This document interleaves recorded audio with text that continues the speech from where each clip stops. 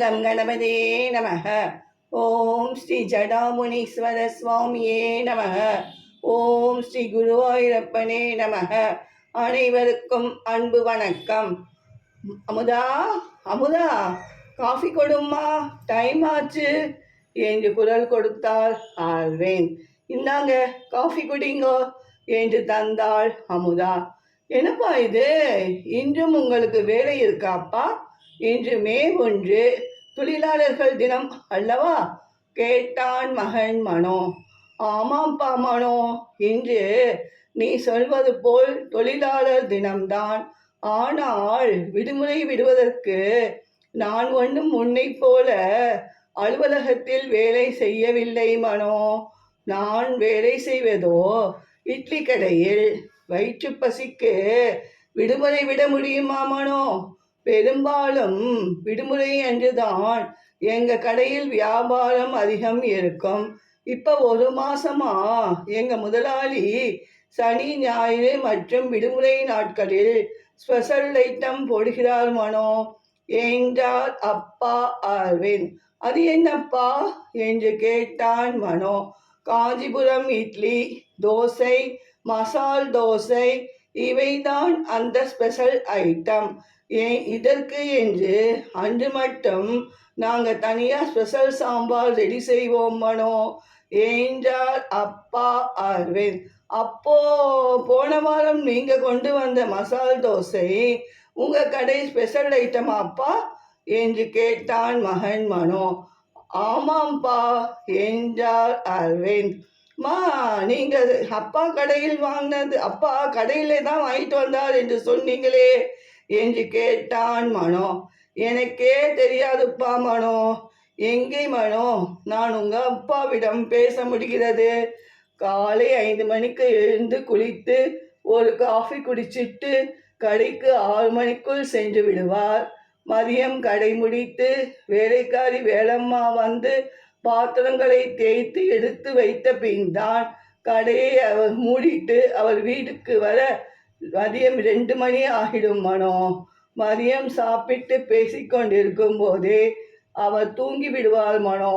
மாலை 5 மணிக்கு மறுபடி ஒரு காஃபி குடிச்சிட்டு கடைக்கு கிளம்பிடுவார் மனோ. தேங்காய் சட்னி, தக்காளி சட்னி, சாம்பார் எல்லாம் மாஸ்டர் ரெடி செய்வதை மேற்பார்வையிடுவார்.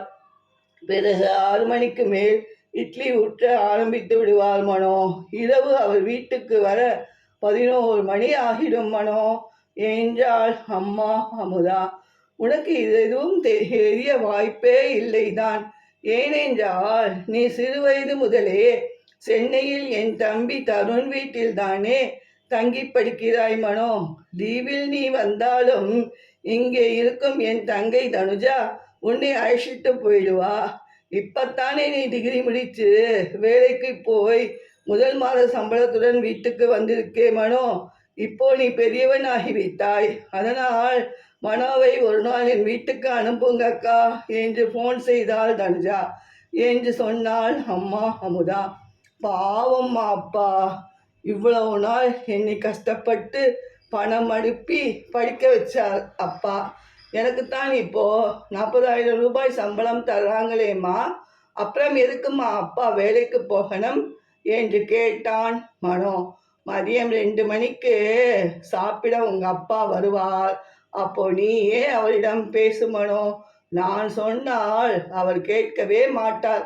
ஓகேவா என்று கேட்டாள் அம்மா அமுதா. ஓகேம்மா, நானே அப்பாவிடம் சொல்றேன்மா என்றான் மனோ. மதியம் 2 மணிக்கு வீட்டுக்கு வந்தார் ஆழ்வேன். மதியம் சாப்பிடும்போது, இன்னும் ஏன்பா நீங்க வேலைக்கு போகணும்?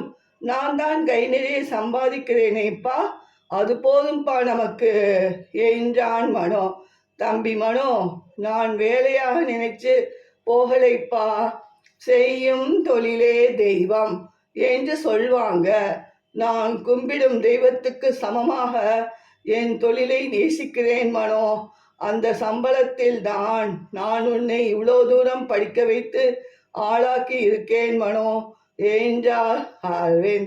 அது மட்டுமல்ல மனோ, இப்போ ஸ்பெஷல் ஐட்டம் சனி ஞாயிறு விடுமுறை நாட்களில் போடும்போது கிடைக்கும் லாபத்தில் எங்களுக்கு 200 ரூபாய்க்கு குறையாம, அன்று சம்பளத்தில் 200 ரூபாய் குறையாம சம்பளத்தை சேர்த்து தரார் முதலாளி. எனக்கும் சுறுசுறுப்பாக வேலை செய்வதுதான் பிடிச்சிருக்கு மனோ என்றார் அரவிந்த். சரிங்கப்பா, அப்புறம் உங்க இஷ்டம் என்றான் மனோ. அமுதா, பேக்கில் 2 மசாலா தோசை உனக்கும் மனோவுக்கும் சூடா போட்டு வாங்கி வந்தேன்மா. 2 பேரும் சூடு ஆறும் முன் சாப்பிடுங்க என்றார் அரவிந்த். அதானா, நீங்க வந்தவுடனே வாசனை மூக்கை துளைக்குது என்றான் மனோ. இது போன்ற வீடியோ காண சப்ஸ்கிரைப் செய்து கொண்டு தொடர்ந்து கண்டுகளியுங்கள். நன்றி, வணக்கம்.